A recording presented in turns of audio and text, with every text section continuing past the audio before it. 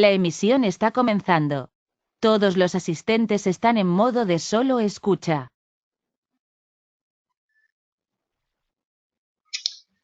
Buenas, vamos a comenzar nuestro entrenamiento de antilavado de activos, nuestro anti-money laundering training, y vamos a empezar a hablar acerca primero de lo que es la definición de el lavado de activos. Y tenemos que el lavado de activos, el lavado de dinero, es el proceso donde se busca ocultar la existencia o el origen ilícito o la utilización de dineros que han sido obtenidos o recibidos de una manera ilegal por la comisión de un delito, por una estafa, evasión de impuestos, etcétera. Es importante tener en cuenta que no es necesario haber cometido el delito, basta con saber que ese dinero es ilegal para facilitar el lavado de dinero para cometer el delito de lavado de activos o lavado de dinero.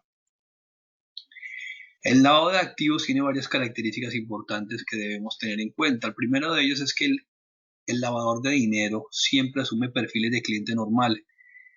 Es una persona que va a tratar de aparentar que es el cliente ideal, trae toda la documentación perfecta, todo lo que le pidamos él lo tiene perfecto porque él ya viene preparado para cometer el delito de lavado de dinero. Entonces debemos tener muy claro esa situación. El lavador siempre viene preparado para engañarnos. Es muy importante tener en cuenta que son profesionales.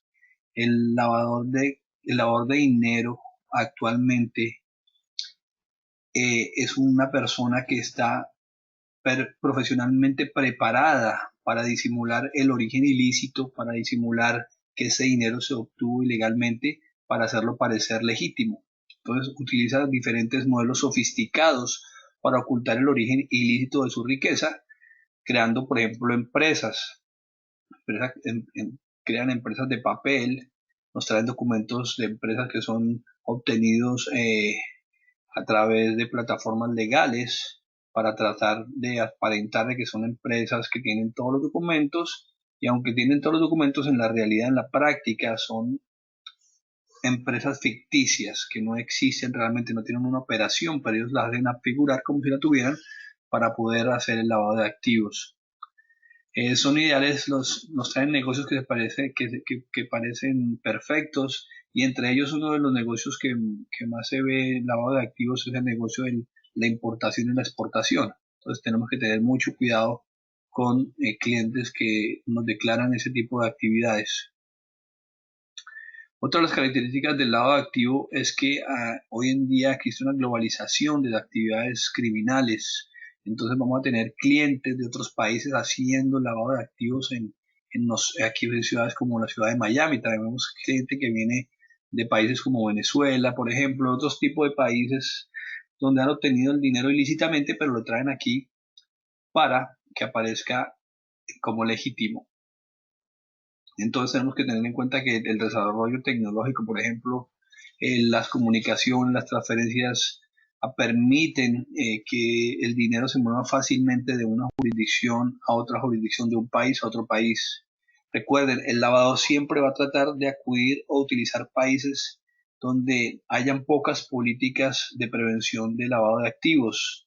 Entonces, volviendo al mismo tema, Venezuela ahorita es uno de los países que tiene gran problema porque sus autoridades no están controlando la salida de dineros ilegales, porque generalmente están relacionados con personajes del gobierno. Tenemos que tener mucho cuidado con ese tema. Otra característica importante es que el lavado de activos se utiliza sectores vulnerables. Uno de los sectores más atacados por el lavado de activos es el sector financiero. Casas de cambio, Money Transmite como nuestra compañía, y los bancos en general estamos siendo afectados porque es el mecanismo que utilizan los lavadores de dinero para hacer pretender que su dinero sucio es limpio.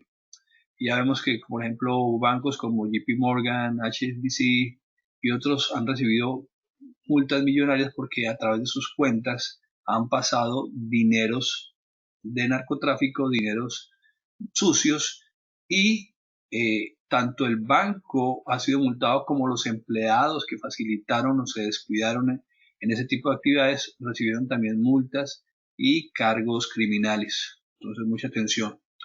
El lavado de activo tiene tres etapas fundamentales: la etapa de colocación, la etapa de estratificación y la etapa de integración o reingreso. A la primera le llamamos en inglés placement, la segunda layering y la segunda es la integration. La primera es la colocación del dinero, que puede ser en otro lugar. El dinero se utiliza para colocarlo en el banco, por ejemplo. La segunda es la diversificación, donde se separa los fondos ilícitos de su fuente y se colocan en otro lado para disimular. Y el tercero, la integración.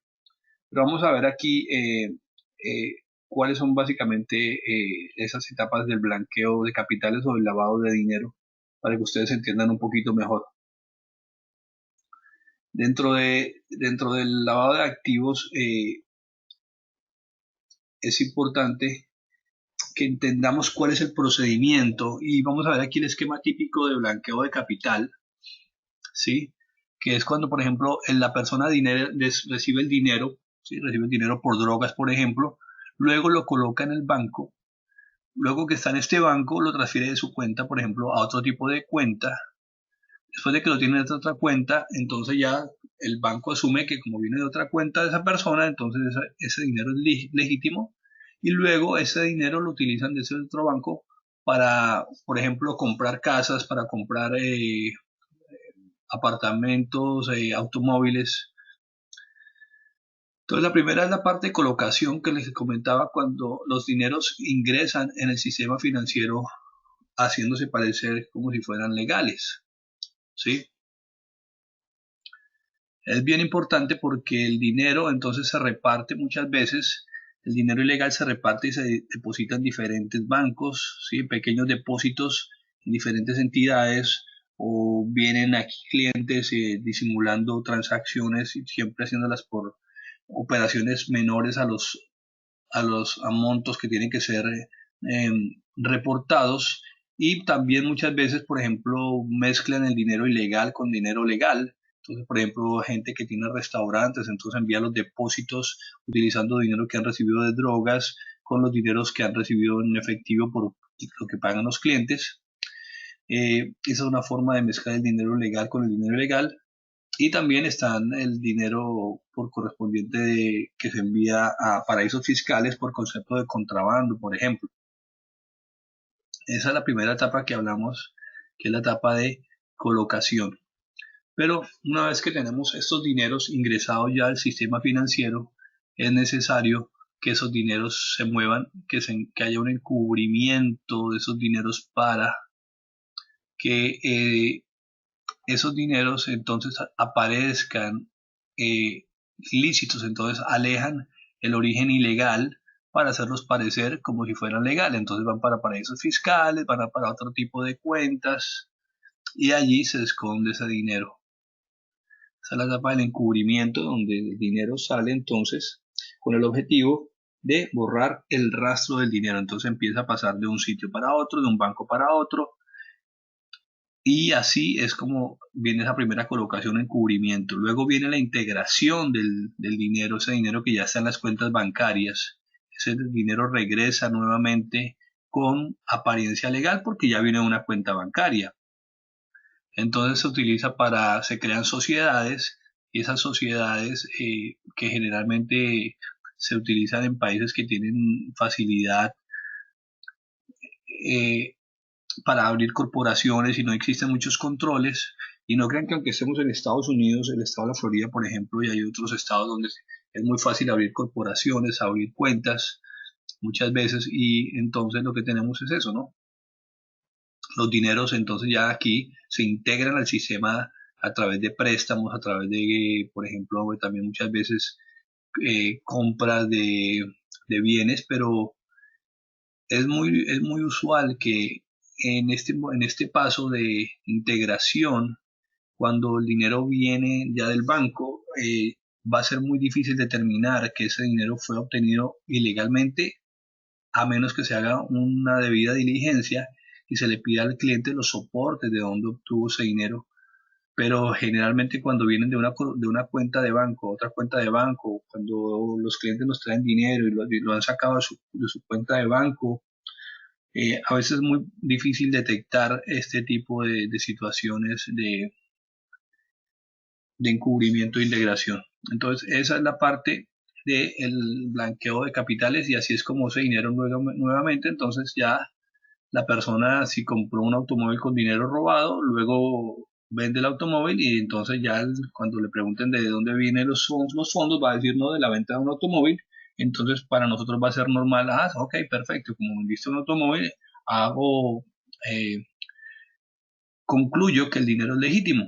Entonces no siempre, recuerden que esa es la parte ya donde el dinero está lavado, y tenemos que tener en cuenta que muchas veces vamos a tener que pedir soportes adicionales de documentos para ciertas transacciones. Ahora es importante tener en cuenta que como negocio de servicios monetarios, como MSB que somos un Money Service Business, porque realizamos transferencia y cambio, transferencia de divisa y cambio de moneda, tenemos varias leyes que nos aplican. Tenemos que saber exactamente cuáles son las leyes, porque esas leyes nos van a traer consecuencias en caso de que sean violadas. La primera ley de secreto bancario, y ese es el principal órgano y reglamento que tenemos para prevenir, detectar y reportar actividades criminales que estén relacionadas con el lavado de dinero.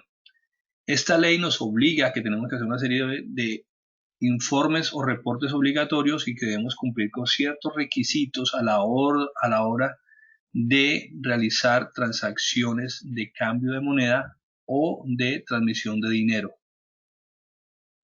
Tenemos la ley Acta del Patriota, también conocida en inglés como el Patriot Act, que fue una ley que fue concebida a raíz de los ataques terroristas de septiembre 11 del 2001, y el Congreso de los Estados Unidos aprobó esta ley para detener el financiamiento del terrorismo, y también para combatir el lavado de dinero internacional y la financiación de terroristas. Otra ley que nos obliga, y que actualmente ustedes seguramente han escuchado mucho, es OFAC. OFAC es el Office of Foreign Assets Control, que nos obliga a tomar ciertas medidas especiales a la hora de controlar el lavado de activos. La Oficina de Control de Activos Extranjeros, como se conoce a OFAC, es una agencia del Departamento del Tesoro de los Estados Unidos, y da una lista de personas, entidades que están relacionadas con actividades terroristas o cierto tipo de actividades que han sido vetadas y que necesitan de un permiso especial para poder realizar transacciones con entidades o personas que se encuentren en los Estados Unidos. Para esto, cuando tenemos actualmente nuestro sistema de operaciones, el sistema que tenemos para el cambio de moneda, trae el sistema de OFAC integrado, pero tenemos que tener en cuenta que si tenemos algún problema, podemos directamente ir a esta página que encuentran aquí en la parte de arriba.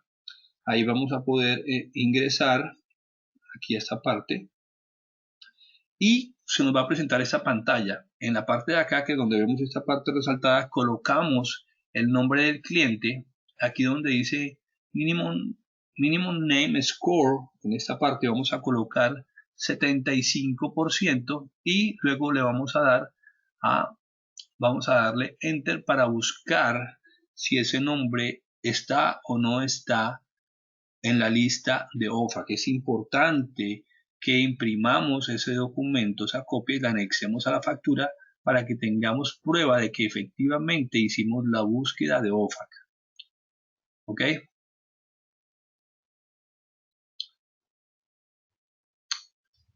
Hay una cosa bien importante, y es que tenemos actualmente una orden presidencial especial para la situación que se presenta en Venezuela. Entonces, actualmente es obligatorio que tomemos ciertas medidas especiales con las personas que vienen con identificación venezolana. Aunque es bien importante que lo tengamos en cuenta, porque si llegamos a hacer transacciones con una persona que es de Venezuela, que aparezca en la lista OFAC, vamos a tener un problema muy grande como compañía, y la persona que realice una transacción sin haber verificado OFAC para una persona de Venezuela va a tener un gran problema también. Y las sanciones son muy grandes y las multas son muy grandes. ¿En qué consiste eso? Esto consiste en que hubo una orden ejecutiva en agosto del 2019 donde se bloqueó todos los bienes del gobierno de Venezuela. Dice esta orden ejecutiva que todos los bienes o intereses en bienes que tenga el gobierno de Venezuela que se encuentren en los Estados Unidos en lo sucesivo o que se llegaran a encontrar en el futuro se encuentran y que deben ser bloqueados y no pueden transferirse, pagarse, exportarse, ni retirarse ni negociarse de ninguna manera. ¿Qué pasa? Que hay muchas personas del gobierno de Venezuela que se han escapado de Venezuela, actualmente viven aquí en Miami o que entran a los Estados Unidos haciéndose pasar como perseguidos del régimen, pero fueron personas que obtuvieron sus riquezas trabajando para el gobierno de Chávez, aprovechándose del gobierno a través de contratos con PDVSA o con cualquier otra entidad del gobierno de Venezuela y llegan con ese dinero acá a los Estados Unidos. Es importante que verifiquemos que esas personas no tienen ninguna relación con el gobierno, pero debemos dejar documentado ese tipo de transacciones a través de imprimir el reporte de OFAC, pero además también tenemos otras medidas, otras herramientas. Por ejemplo, tenemos esta página que se llama Vendata, y aquí pueden ver ustedes, vendata.org site, es una página donde nos permite buscar nombres de personas para determinar si están relacionadas o no con el gobierno de los Estados Unidos. Se nos va a presentar esta pantalla cuando entremos allá. Vamos a entrar aquí a la parte de arriba donde dice base de datos. En la base de datos aquí vamos a colocar donde dice criterio de búsqueda. Podemos buscar aquí, colocar el nombre. Aquí, por ejemplo, colocamos el nombre de Nicolás Maduro y como ustedes pueden ver, aquí nos sale la información de todos los cargos que esta persona tuvo en nombramiento y sabemos entonces que es un funcionario del gobierno de los Estados Unidos. Entonces es importante que utilicemos estas dos herramientas, especialmente cuando estamos tratando con clientes de Venezuela. Vendata es la página. Otra ley que nos aplica y es muy importante, sobre todo para las personas que manejan documentación de los clientes, es el Ad-Graham-Leach-Billy, que también conocida como la Ley de Modernización de Servicios Financieros. Esta ley establece una serie de disposiciones especiales con el fin de garantizar la seguridad de las personas y proteger básicamente su información privada, como números de seguro social, driver license, números de tarjetas de crédito, cuentas bancarias, etcétera, etcétera. Esto nos obliga a que tenemos que tener mucho cuidado con la información que pasamos, no solamente a través de internet, donde no podemos utilizar nuestros emails para pasar copias de IDs, etcétera, etcétera, porque podemos ser sujetos a robo de identidad, sino también que los documentos que recibimos, que sacamos fotocopias, deben destruirse, así como vemos aquí en la foto. Debemos destruir todos esos documentos que recibimos de los clientes, son documentos confidenciales y tenemos que tener mucho cuidado con la información que manejamos de los clientes.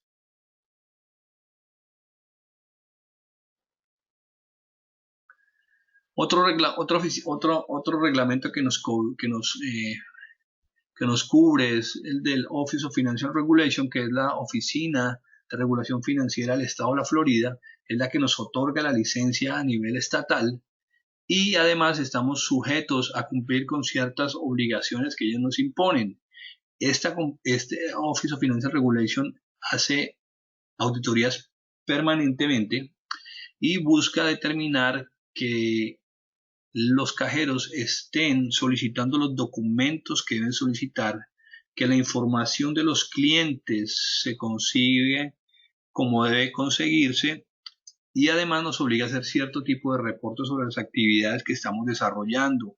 Por eso es bien importante que completemos todos los formularios y la información que nos pide el sistema en cada una de las transacciones, en cada una de las operaciones, sin importar sin importar la cuantía o el tipo de operación. Siempre debemos cumplir con cada uno de estos requisitos. Ahora es importante que tengamos en cuenta que muchas veces, aunque usted como cajero no tenga la obligación de hacer cierto tipo de reportes. Hay una persona en la oficina de adentro que va a tener que hacer ese reporte. Y si la información que usted solicitó es incompleta, está haciéndole difícil a esa persona que pueda cumplir con la obligación de cumplir con estos reportes. Entonces, en ese caso,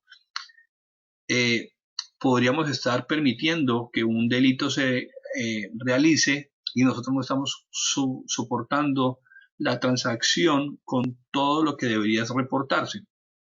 Entonces, mucha atención por favor a eso, es bien importante porque además es una oficina, esta oficina del Estado es especializada en buscar la forma de multar a los establecimientos. Entonces no queremos tener problemas de multas, así que les pedimos encarecidamente que tengan mucho cuidado a la hora de completar la información y solicitarle al cliente los documentos necesarios para completar una información, para completar una transacción. Dentro de este tipo de transacciones que realizamos en las operaciones de ventanilla, básicamente nosotros realizamos operaciones de cambio de divisas y operaciones de cambio de cheques cambio de cheques y money transmitter. Aunque nosotros actualmente no vendemos money orders ni hacemos cambio de cheques, son actividades que se consideran también como actividades de money services business que en un futuro podemos también realizar. Actualmente solamente realizamos cambio de divisa y envíos de dinero, pero en un futuro cercano vamos a estar haciendo otro tipo de transacciones. Tenemos que estar preparados para cada una de ellas, las cuales exigen de cada uno de nosotros el cumplimiento estricto del requerimiento de los documentos que requiere cada una de estas operaciones. Dentro de los procedimientos tenemos que tener en cuenta que los procedimientos en ventanilla varían dependiendo el monto de las operaciones, pero como les decía anteriormente debemos tener mucho cuidado sin importar la cuantía. Siempre debemos tener presente la actitud sospechosa de los clientes. ¿Ok? Dentro de los reportes que les hablaba anteriormente, los que estamos obligados, uno es el reporte conocido como CTR, Currency Transaction Report, que nos obliga a reportar toda transacción superior a $10,000. Ese documento debe realizarse dentro de los 15 días siguientes a la operación. Por eso es importante que pasemos esos reportes a las personas correspondientes pero tenemos que tener en cuenta que cuando hablamos de que una transacción supera los $10,000, también tenemos que tener en cuenta que pueden haber varias transacciones por parte de un mismo cliente en un mismo día inferiores a $10,000, pero que a la hora de sumarlas nos dé más de $10,000. Por ejemplo, un cliente viene a las 8 de la mañana a la oficina principal, cambia 6,000 euros. Posteriormente, en las horas de la tarde, va a Fort Lauderdale, de nuestra misma oficina, cambia $4,000 más, 4,000 euros más, entonces ya la transacción ha superado los $10,000. Entonces, en este tipo de transacciones tenemos que tener en cuenta que en ese caso hay que presentar un reporte CTR, ¿ok? Pero para poder presentar un reporte CTR necesitamos identificar plenamente al individuo, necesitamos saber a qué negocio se dedica, tenemos que tener claros los datos de la transacción, tenemos que tener claros los documentos, tenemos que tener clara información importante como la fecha de nacimiento, etcétera, etcétera, porque sin esa información va a ser imposible llenar el CTR. Una de las cosas más importantes que nos pide este reporte es que digamos de dónde vienen los bienes que estamos recibiendo. Entonces es importante que tengamos en cuenta que a veces cuando se nos presentan este tipo de negocios, este tipo de transacciones, debemos clarificar con el cliente y saber exactamente de dónde viene su dinero. Que es que yo trabajo como comerciante, sí, pero ¿comerciante de qué? ¿Qué es lo que usted comercia?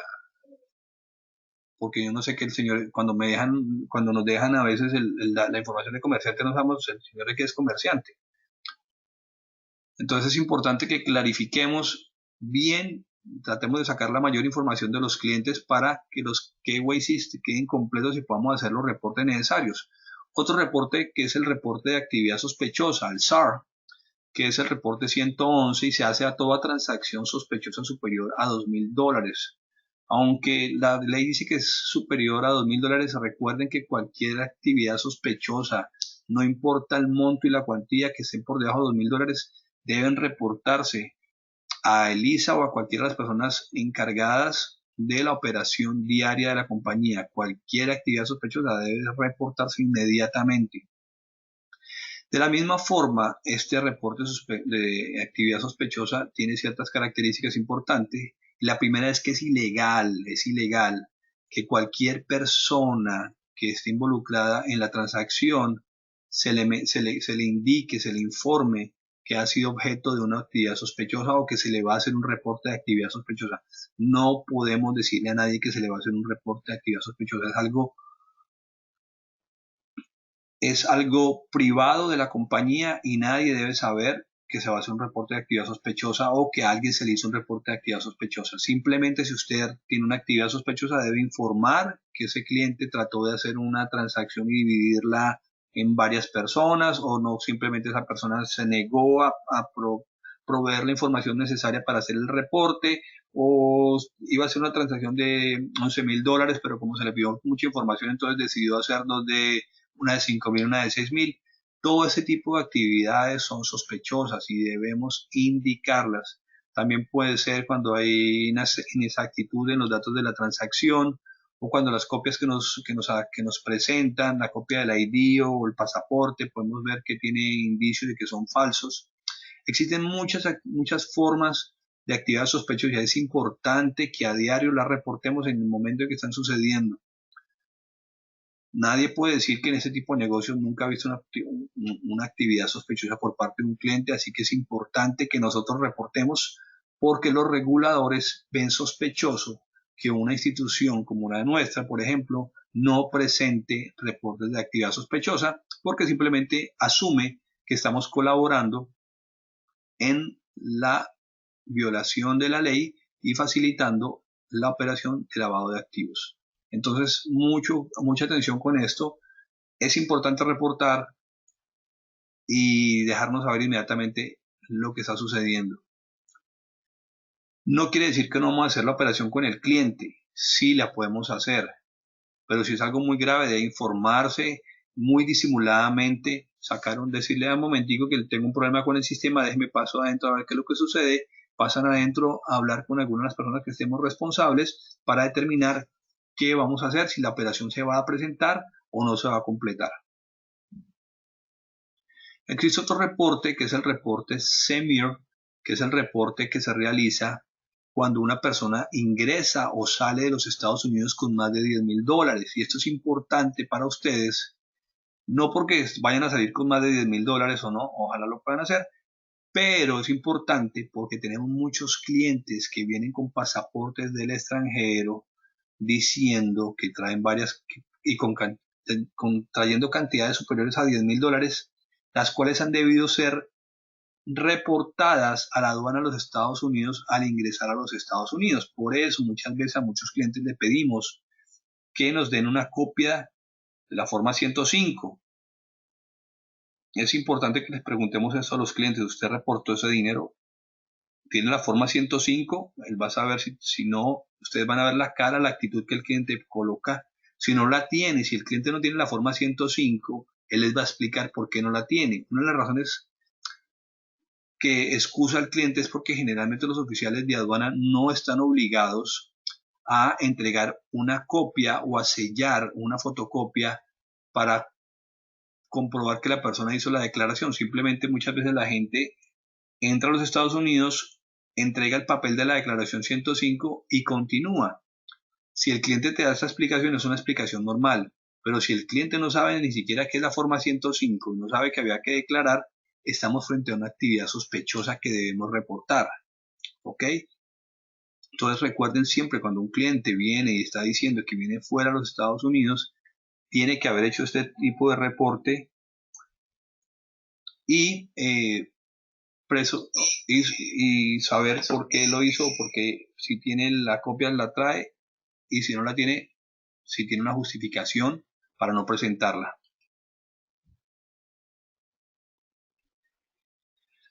Adicionalmente, la compañía tiene que hacer unos reportes trimestrales que debe presentar al Office of Financial Regulation. Si no los presenta, estamos sujetos a multas que son bastante altas, pero para presentar esos reportes necesitamos que la documentación y la información que recibamos de los clientes esté clara. Si no tenemos clara esa información, no vamos a poder presentar esos reportes y vamos a tener que tomar medidas respecto a esto porque estaríamos entonces en una actividad por parte del empleado donde no está cumpliendo con los requisitos que el Estado está imponiendo para nuestra compañía.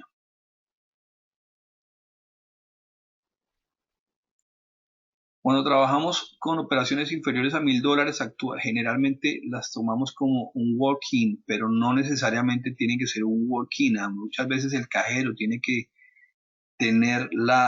tratar siempre de conseguir la identificación del cliente.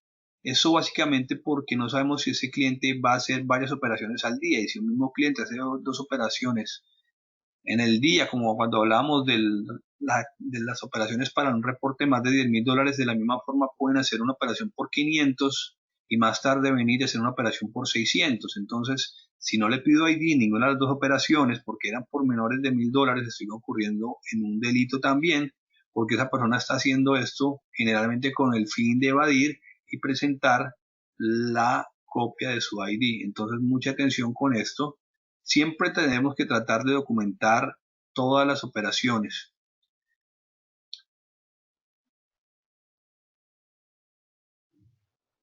Ahora es importante que hagamos claro el registro de las transacciones, porque la ley de los Estados Unidos nos obliga a realizar ciertos registros especiales. Por ejemplo, toda operación de cambio de moneda superior a $1,000 o cualquier transacción de envío de dinero, de money remittance superior a $3,000 exigen ciertos requisitos especiales que debemos tener.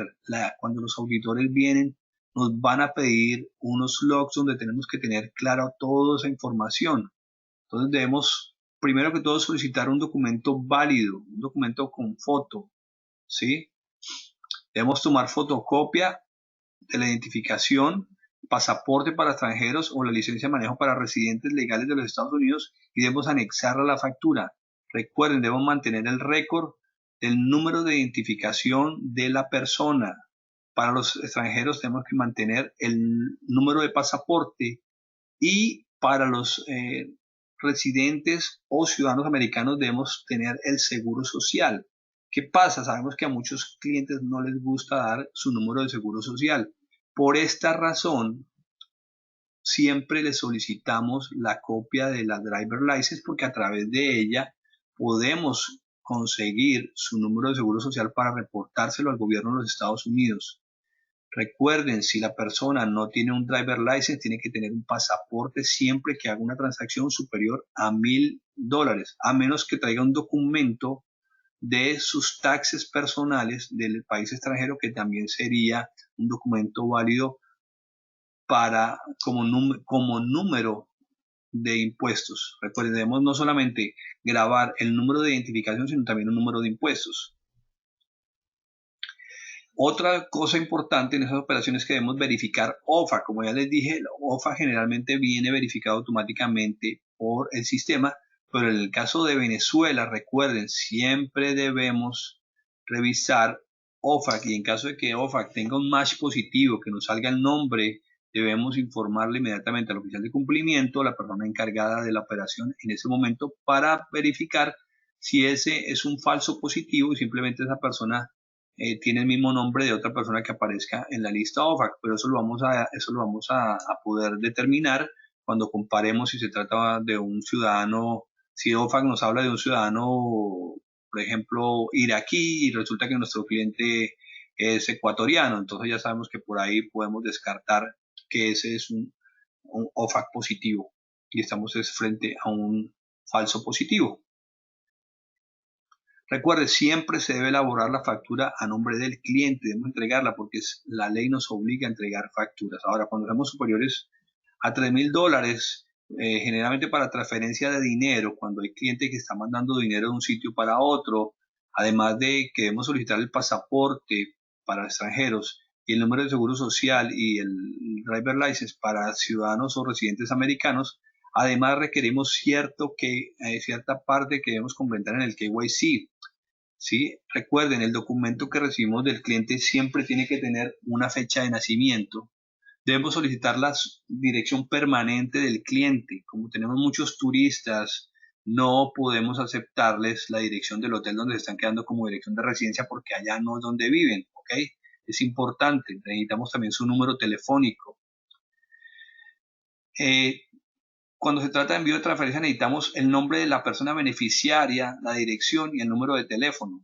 ¿Sí? Todo, adicionalmente cualquier comentario, cualquier recomendación que el cliente dé para como condiciones de pago es importante también anotarlas en el sistema. Y tercero es importante, cuarto es importante, verificar el OFAC también para estas personas que están recibiendo y que están enviando el dinero.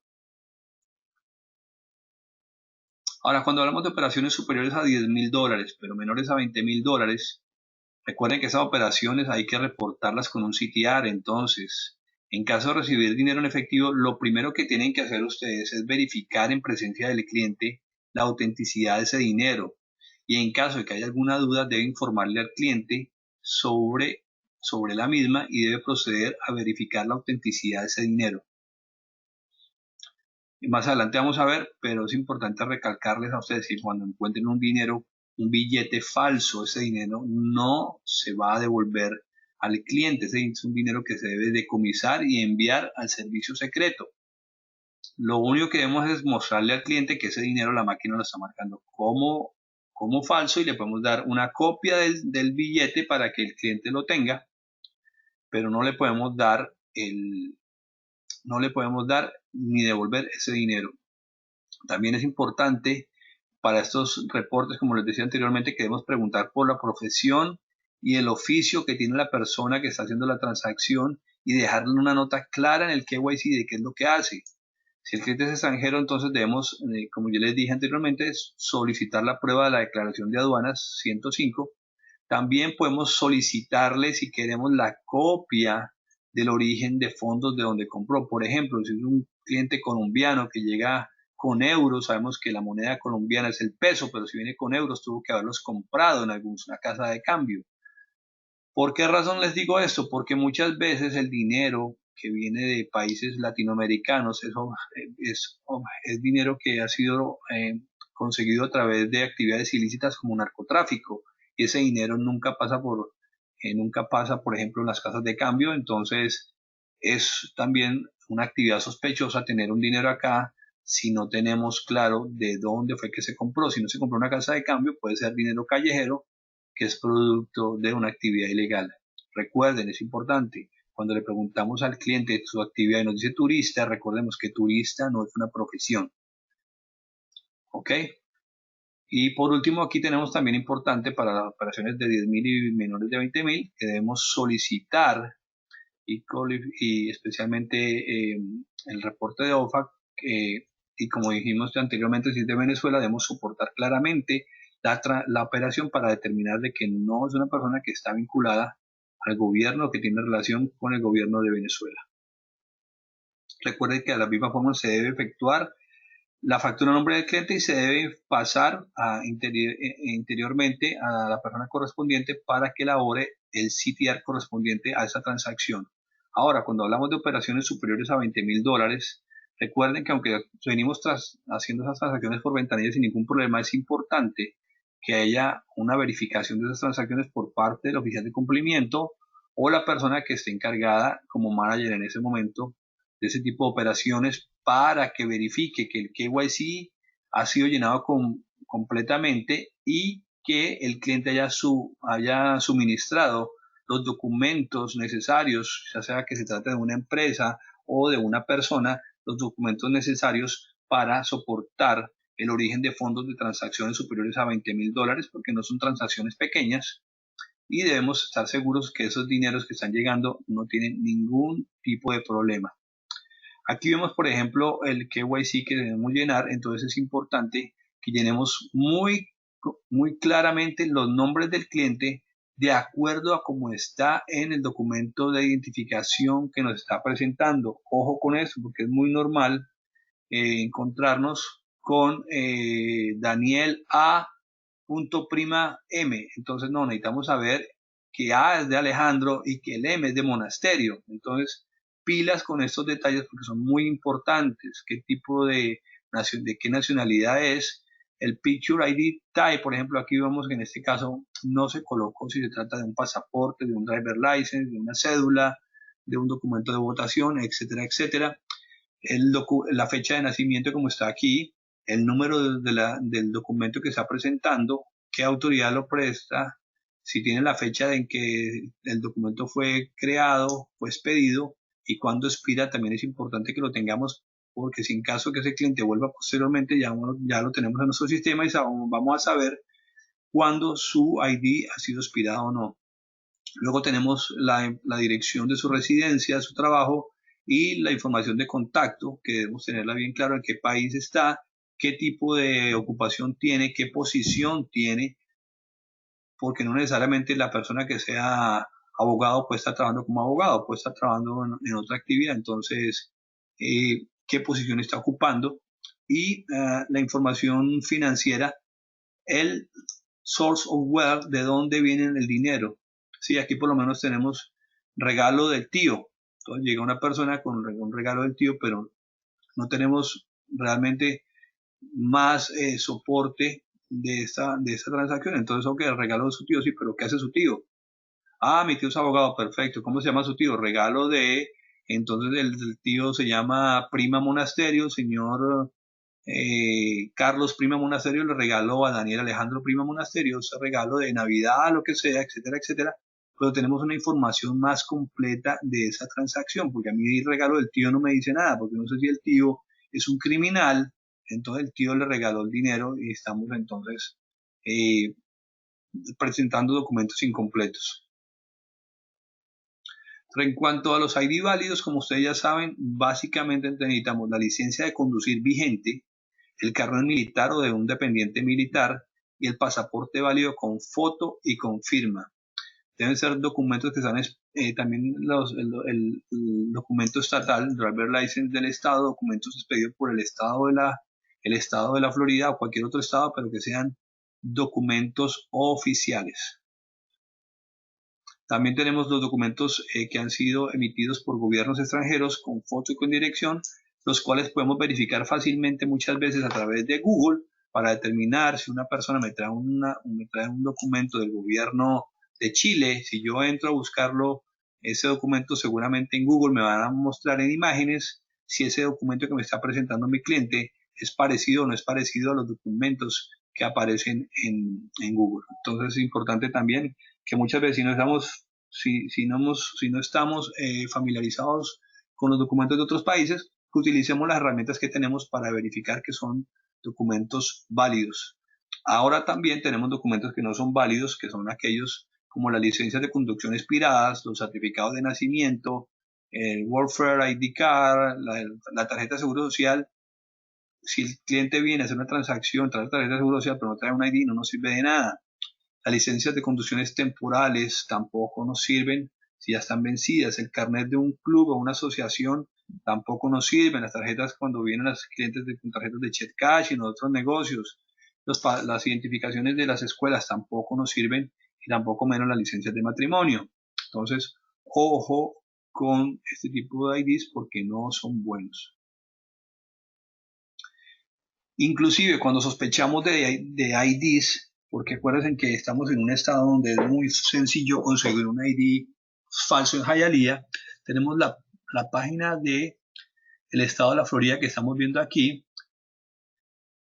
Aquí está, aquí se las dejo, donde podemos verificar si colocando el número de licencia nos va a decir si se trata de una licencia válida o no válida. Aquí como por ejemplo podemos ver aquí en esta parte colocamos el número de la licencia primero con la letra tal cual como viene en la licencia, sin colocar las rayas o los guiones, y luego colocamos aquí los números de seguridad que nos dé el sistema. Vamos a darle enter y nos va a decir si esa licencia es válida o es inválida. Mucha atención con eso. Cuando ustedes tengan dudas sobre la validez de una licencia, es importante que siempre la validen a través.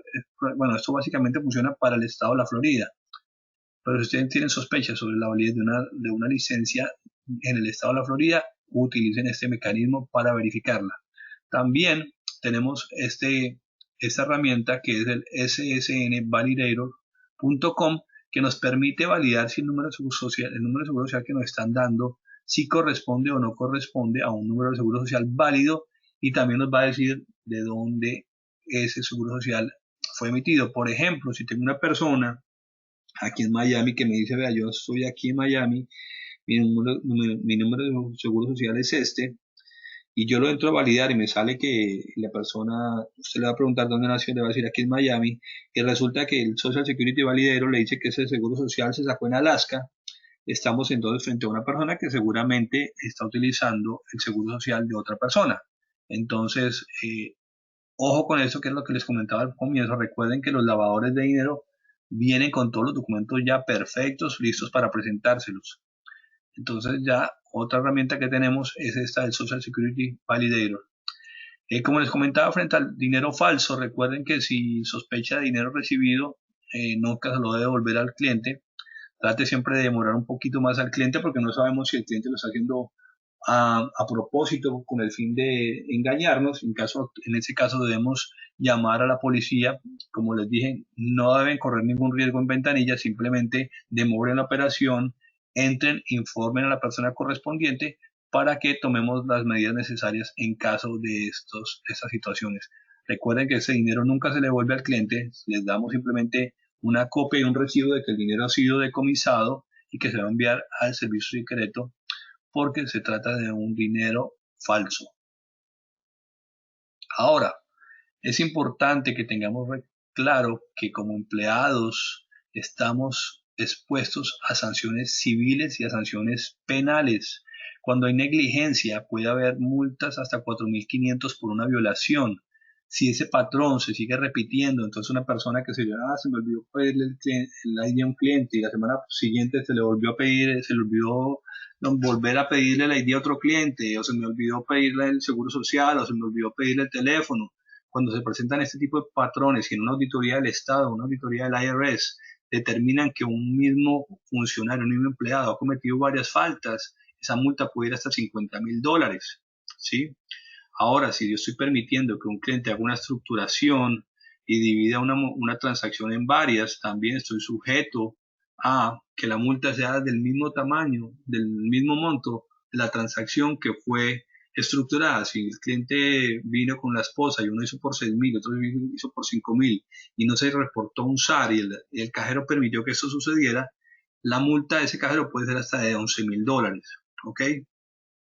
Recuerden que cuando hay una violación intencional de requisitos de información, cuando yo no estoy pidiendo la información del cliente, puedo llegar a multas hasta $100,000, ¿sí? Y recuerden que la mínima multa en este caso, cuando estoy permitiendo intencionalmente cometiendo una violación, es de $25,000 por cada violación que esté cometiendo.